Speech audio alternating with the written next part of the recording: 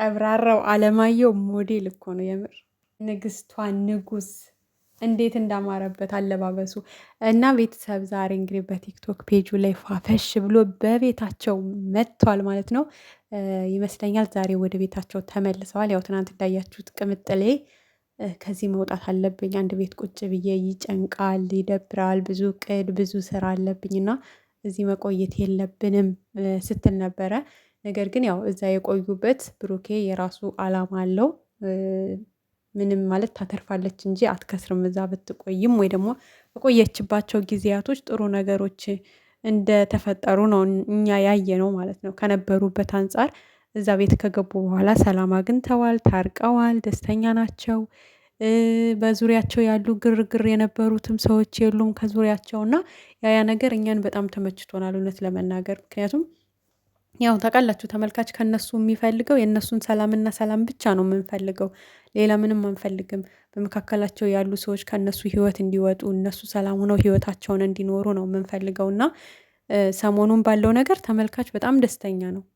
ሀይሚም ራሷ ደስተኛ ናት እውነት ለመናገር አላመነችም እንጂ በደስተኛ በመሆኗ ግን ደግሞ ደስተኛ ናት። አንድን ሰው እኮ እንዲህ አይታችሁ የምትረዱት ነገር አለ አይደለ? የግድ ሰዎች ማውራትም አይጠበቅባቸውም። ለምሳሌ አሁን አንድ ሰው ሲከፋም ሲደሰትም እንዲህ አይታችሁ የምትለዩት የምትረዱት ነገር አለና እኛ እንደተረዳ ነው በጣም ደስተኛ ናት። በእነዚህ ቀናቶች ውስጥ ማለት ነው ሰላም ናት። ደስተኛ ሳትሆንና ስትሆን እኮ ፊቷ ላይ ራሱ ብዙ የምናይባት ነገር አለ አይደለ?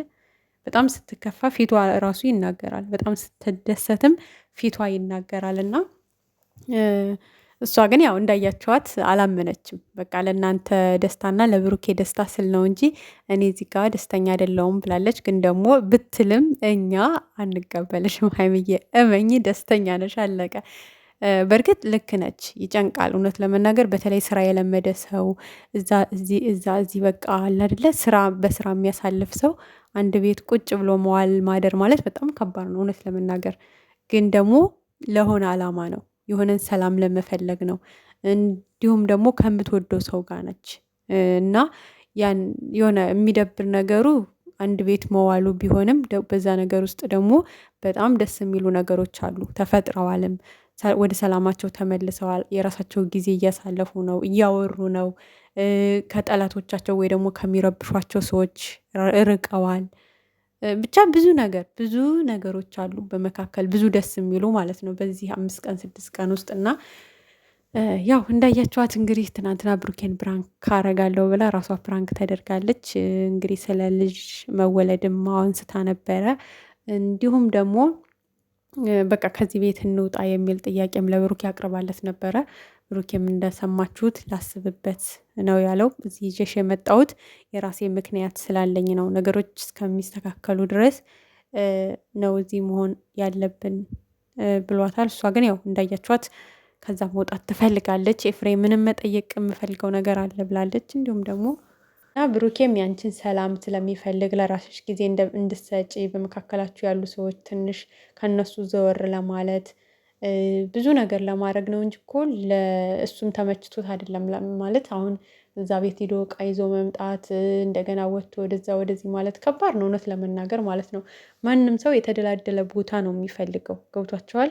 እንኳን ያን የመሰለ ሰፊ ቤት እያላቸው ይቅርና ማለት ነው። ግን አንዳንዴ በቃ ነገሮች ሲደራረቡባችሁ ሰላማችሁን ትፈልጋላችሁ እና ሰላምን ፍለጋ ነው ብሩኬም አንቺን ይዞ ወደዛ የሄደው እንጂ ለሱም ያን ያክል ምቾት ሰጥቶት አይደለም። እንደምታየው አንዴ ሂዶ እዛ እቃ ይዞ ይመጣል፣ አንዴ ወደዛ ይላል፣ አንዴ ወደዚህ ብቻ ብዙ ነገር ላንቺ ብዙ ዋጋ እየከፈለ ነው ያለው። ብትረጁ ማለት ምን ያክል እንደሚወደሽ ምን ያክል እንደሚያከብርሽ ምን ያክል ላንቺ ትልቅ ቦታ እንዳለው አንቺን ማጣት እንደማይፈልግ በሚያደርጋቸው ነገሮች መረዳት ትችያለሽ። እና ሀይምዬ እኔ እዚህ ጋር መልእክት የማስተላለፍ የምፈልገው እባክሽ እባክሽ ከዚህ በኋላ የሰው ወሬ ሰምተሽ ከብሩኬ ጋር አትጣይ በእናትሽ ማለት ነው።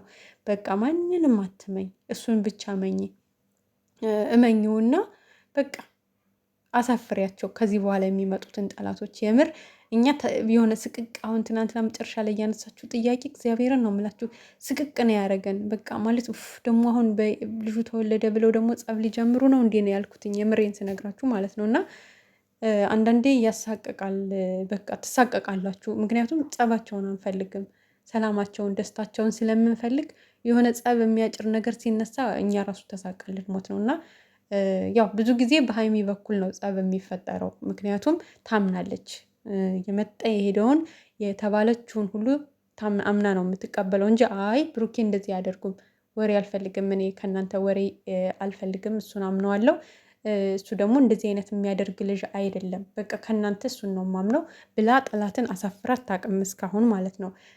ያሏትን ሁሉ አምና ነው እንግዲህ ጸብ እየተነሳ እዚህ የደረሱት። እና ከዚህ በኋላ በቃ እሱን አምነሽ እሱን ብትጠይቂ የሆነ ሰዎች እንኳን የሆነ ነገር ቢሉሽ በቃ በስነ ስርዓቱ መጀመሪያ እመኘው፣ ከዛ ደግሞ እሱን ጠይቀሽ መረዳት ያለብሽን ነገር ብትረጅ ወደ ጸብ ከመግባታችሁ በፊት ማለት ነው። እና እባካችሁ እንዳትጣሉ ከዚህ በኋላ የምር እንዳትጣሉ። ብሩኬም ቢሆን በሀይሚ በኩል የሆነ ነገር ቢመጣ እሷን አምነህ እሷን ራሷን ጠይቀህ መረዳት ነው ያለብህ። ማንም ምንም ቢልህ ለእነሱ ቦታ መስጠት የለብህም።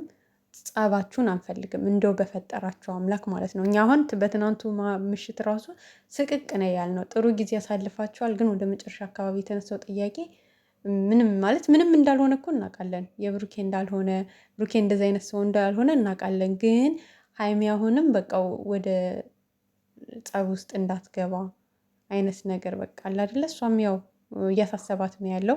በእርግጥ ይሄ ነገር መልስ ማግኘት አለበት። እውነት ለመናገር የብሩኬም ስም ጠፍቶ መቅረት የለበትም።